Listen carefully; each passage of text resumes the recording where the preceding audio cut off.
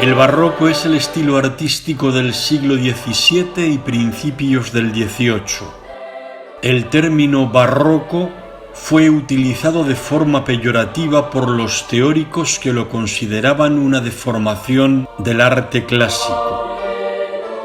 La pintura barroca se caracteriza por la primacía del color sobre el dibujo, el dominio de la profundidad y de la perspectiva aérea, la hegemonía de la luz, a menudo contrastada con la sombra, el desplazamiento de la escena principal, el dinamismo conseguido mediante la composición asimétrica, la diagonal, los escorzos y las líneas curvas, la tensión escénica y el naturalismo, es decir, la búsqueda de la representación de la realidad sin rehuir los aspectos que puedan resultar más desagradables. La pintura barroca española se caracterizó por su gran calidad y abundancia, hasta el punto de que se considera el siglo XVII como el siglo de oro de la pintura española. En síntesis, la evolución de la pintura española del siglo XVII coincidió con los tres reinados.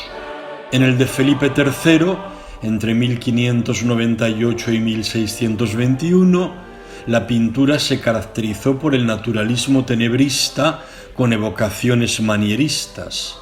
En el de Felipe IV, entre 1621 y 1664, por una factura más suelta debido a la influencia de la pintura veneciana. En el de Carlos II, entre 1664 y 1700, la pintura siguió desmarcándose del naturalismo hasta hacerlo residual, y a la fuerte influencia veneciana se añadió la del barroco decorativo. José de Ribera, nacido en 1591 en Játiva y fallecido en 1652 en Nápoles, es el artista del siglo de oro que participa de una manera más acentuada del naturalismo tenebrista de Caravaggio. Es probable que se iniciara de niño como pintor en el taller de Francisco Ribalta, pero siendo muy joven, apenas con 16 años, viajó a Italia, por lo que toda su obra la realizó allí. Hay constancia de que vivió en Milán, Parma y Roma, donde pudo contemplar las obras de los grandes maestros del barroco italiano. En 1616, a los 25 años, se estableció definitivamente en Nápoles, virreinato español y potencia comercial del Mediterráneo. Los napolitanos le conocían con el apodo de lo Spagnoletto, es decir, el españolito, por su origen nacional y su corta estatura. Aunque firmó sus obras añadiendo a su nombre español, Ribera no regresó a España. Según testimonio de Giuseppe Martínez, pintor de cámara de Felipe IV, el hecho de que Ribera decidiera quedarse en Nápoles se debía a que consideraba que España es madre piadosa de forasteros y cruelísima madrastra de los propios naturales. Los cuadros de temática religiosa ejecutados por Ribera son de una gran intensidad emocional. De forma poco fundada, pasó por ser un pintor áspero, incluso truculento, inclinado a mostrar la crudeza de los martirios. Lord Byron, por ejemplo, dijo de Ribera que empapaba el pincel en la sangre de los santos. A partir de la década de 1630, abandonó en parte el tenebrismo caravallesco y se inclinó por una pintura más luminosa por influjo de Tiziano y Veronés y de la pintura flamenca, como evidencia este sueño de Jacob, que destaca por los típicos cielos azules de esta etapa y la búsqueda de un concepto de perspectiva aérea llena de luminosidad transparente y formas evanescentes y vibrantes. El sueño de Jacob, óleo sobre lienzo, conservado en el Museo del Prado, está firmado y fechado en la piedra de primer plano situada a la derecha del espectador. Giuseppe de Ribera, español, Fecit, 1639. El cuadro narra el sueño misterioso de Jacob, hijo de Isaac, nieto de Abraham y padre de 12 hijos que darán nombre a las 12 tribus de Israel, conforme al relato del Génesis. Jacob salió de Berseba en dirección a Harán. Llegó a un determinado lugar y se quedó allí a pernoctar, porque ya se había puesto el sol. Tomando una piedra de allí mismo, se la colocó por cabecera y se acostó. Y tuvo un sueño en el que veía una escala que, apoyándose sobre la tierra, con la cima tocaba el cielo. Ángeles de Dios subían y bajaban por ella. El Señor, que estaba en pie junto a ella, le dijo: Yo soy el Señor, el Dios de Abraham, tu padre, y el Dios de Isaac. La tierra sobre la que estás acostado te la daré a ti y a tu descendencia. Tu descendencia será como el polvo de la tierra, y te extenderás a occidente y oriente, a norte y sur. Y todas las naciones de la tierra serán benditas por causa tuya y de tu descendencia. Yo estoy contigo, yo te guardaré donde quiera que vayas, te volveré a traer a esta tierra y no te abandonaré hasta que cumpla lo que he prometido. Despertó Jacob de su sueño y se dijo: Realmente el Señor está en este lugar y yo no lo sabía. Y sobrecogido añadió: ¡Qué terrible es este lugar! No es sino la casa de Dios y la puerta del cielo. Jacob se levantó de madrugada, tomó la piedra que había colocado por cabecera, la alzó como memoria y derramó aceite sobre ella, y llamó a aquel lugar Betel, aunque antes la ciudad se llamaba Luz. Jacob hizo un voto diciendo: Si Dios está conmigo y me guarda en el camino que estoy haciendo, si me da pan para comer y vestidos para cubrirme, si vuelvo sano y salvo a casa de mi padre, entonces el Señor será mi Dios, y esta piedra que he erigido como memoria será para mí casa de Dios. La obra del sueño de Jacob tiene su complemento en la liberación de San Pedro, cuadros que fueron concebidos juntos. Los episodios de ambas pinturas narran dos historias semejantes, dos hombres a los que en sueños se le aparecen ángeles. En el caso de San Pedro, el ángel le va a liberar de la cárcel. En el caso de Jacob, el sueño le anuncia el destino glorioso reservado para él y su descendencia.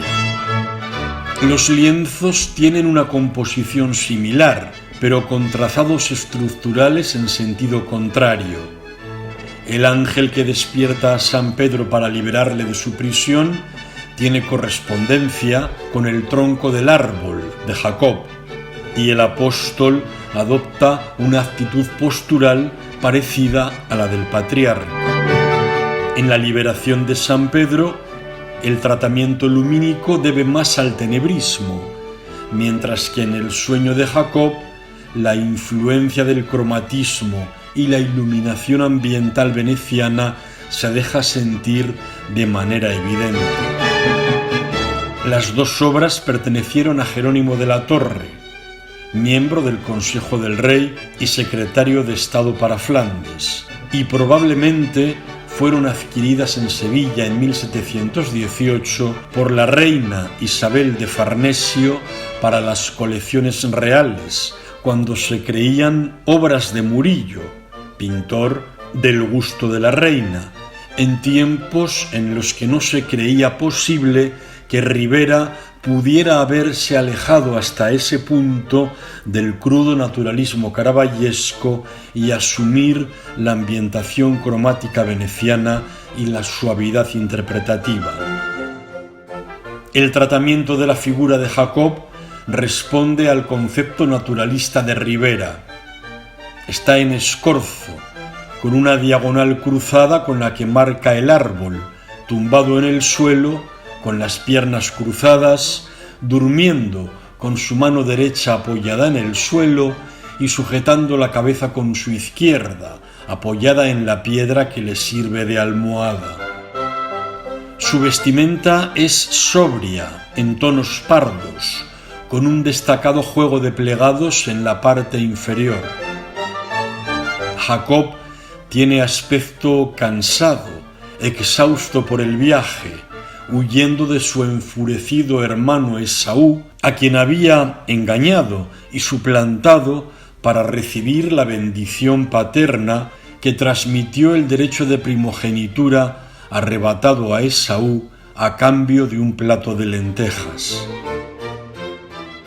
Jacob, dormido, está recostado delante de un árbol, ante una escala de luz por la que suben y bajan los ángeles. La rotundidad del primer plano del protagonista domina la composición estructurada en dos franjas. La inferior es la terrenal, con dominio de colores marrones, terrosos. La superior es la celestial, ocupada por el propio celaje y el haz de luz dorada, con la escala y los ángeles apenas perceptibles. Sobre esta composición en dos franjas se aprecian líneas diagonales, como una V abierta, marcadas por el árbol, el recostado cuerpo de Jacob y el haz de luz dorada de la escala de ángeles. En la obra se aprecia un claro contraste entre lo terrenal y lo celestial. El personaje y los objetos de la tierra están tratados de forma nítida, realista, rotunda. Ribera incide en la rotundidad y en la soledad de Jacob en ese trance de su vida, respetando el contexto bíblico en el que se inspira. Por el contrario, la escala con ángeles es apenas perceptible. A simple vista es inapreciable. Se ve un haz de luz singularizado en medio de un cielo azul y gris, pero no los seres angelicales que suben y bajan. Hay que concentrar mucho la vista y tener un conocimiento previo de la escena que la pintura representa para poder reparar en la escalinata y en los ángeles que ascienden y descienden por ella. Esta es una gran novedad en la versión de Ribera, pues los antecedentes que el artista pudo conocer explicitan como elemento nítido la escalera y los ángeles. Así se aprecia desde las primeras representaciones paleocristianas, el mosaico bizantino de la Catedral de Monreale, hasta llegar a las versiones de Rafael, Vasari, Ludovico Cardi el Cigoli, Alessandro Allori, Domenico Feti o Francesco Guarino, obras todas que pudo haber conocido Ribera. El episodio del viaje de Jacob a Mesopotamia con destino a la casa de su tío Labán y futuro suegro, huyendo de su casa paterna para evitar la cólera del engañado hermano Esaú, se ha interpretado como una prefiguración del viaje de la huida a Egipto de la Sagrada Familia para eludir la matanza decretada por Herodes. El sueño de Jacob gira en torno al elemento de la escalera. Se trata de un símbolo que en el judaísmo alude al exilio del pueblo de Israel antes de la llegada del Mesías y que se suele identificar con el monte Moria, lugar señalado por Dios para que Abraham ofreciera en sacrificio a su hijo Isaac, y en el que el rey Salomón, hijo de David, edificó el templo de Jerusalén, donde hoy se alza la cúpula de la mezquita de la Roca. También podría evocar el monte sagrado del Sinaí, donde Yahvé descendió para dar la alianza a los israelitas, haciendo de ese lugar una especie de escalera entre lo humano y lo divino, entre lo terrenal y lo celestial. En el cristianismo, la escalera es un elemento que se interpretó desde época medieval como una alegoría de la escala de virtud, como elevación del espíritu, como camino de perfección que el hombre debe recorrer para alcanzar el cielo. La escalera posibilita que el alma acceda al estado espiritual más alto y que el auxilio divino llegue al mundo. San Benito, por ejemplo, en su regla, habla de la scala humilitatis, la escalera de la humildad. Si queremos alcanzar la cumbre de la celestial exaltación a la cual se asciende por la humildad de la vida presente, es preciso elegir aquella escala que se apareció en sueños a Jacob, que representa nuestra vida en el mundo, que a medida que se humilla el corazón, va elevando el Señor hasta el cielo, porque los lados de ella son nuestro cuerpo y nuestra alma, lados sobre los que la vocación divina ha dispuesto diversos grados de humildad y ascetismo por los que debemos subir. Esta escalera virtuosa se opone a la escalera de la soberbia que conduce a la perdición del infierno, como el propio San Benito de Nursia también dejó escrito. En esta pintura, la casi imperceptible escalera apenas esbozada sería más una exhortación al recogimiento y a la meditación en línea con las palabras de Jesús recogidas en el Evangelio de San Juan. En verdad os digo, veréis el cielo abierto y a los ángeles de Dios subir y bajar sobre el Hijo del Hombre.